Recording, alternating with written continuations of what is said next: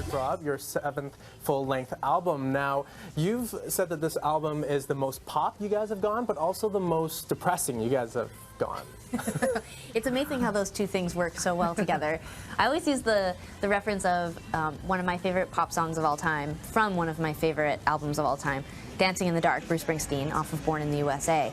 That song, you know, we all think of Bruce Springsteen dancing with Courtney Cox in the video, and it's like so upbeat, and it has that, I mean, it's played at like every wedding and in every mall, and you know, like, it's just that sort of amazing pop song. But when you really strip it down and you listen to the words, it's like one of the most depressing songs ever. And if you don't know that it's the most depressing song ever, go and listen to it right now and banish Courtney Cox from your mind. And in a way, that's sort of how you balance, like, I think anyways, pop music. So for us to do something that felt, you know, like just big and anthemic and intense, you sort of have to, the equilibrium would be off if it was too happy. So for us, it's like to go in and really exploit the worst things that have ever happened to us and our broken hearts and all of that with this like big pop sound. It just felt like this like wonderful pairing. Now, was it different for you to channel that kind of emotion, that energy into something that was indie pop versus indie rock?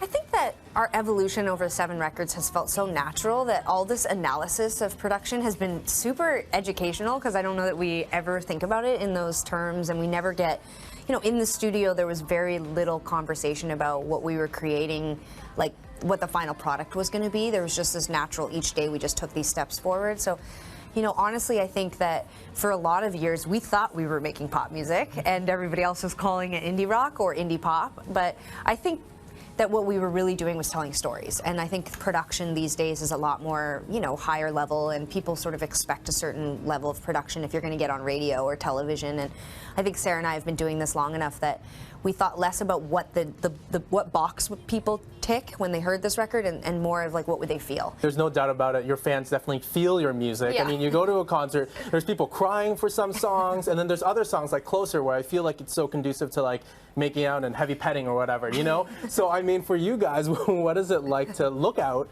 and just know that your music has become the soundtrack of someone's life?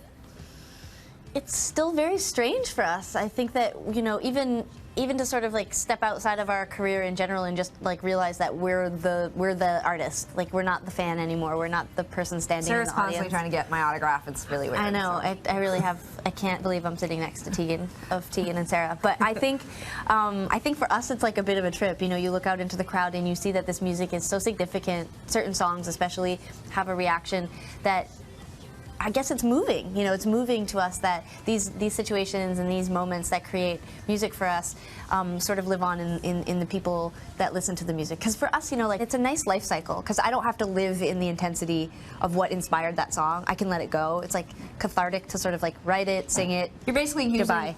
What you're saying is that you siphon the audience's energy, Their souls, as your life force now. Yeah, it's like I'm like Patricia Arquette in that Ghost Whisperer show, right? Wait, She's in Medium, that? right? Is Yeah, it Medium. Yeah. Medium.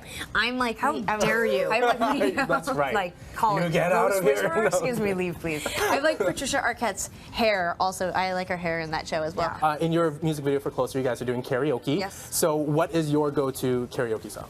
I like doing Ace of Base, The Sign.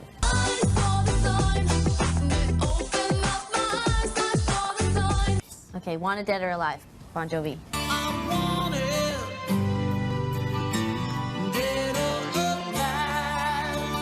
Who is a heartthrob to you? I mean, we just met New Kids on the Block, so those were our first heartthrobs ever, so I'm going to just say them. I mean, I just find everybody to be heartthrobby in a way. Miguel.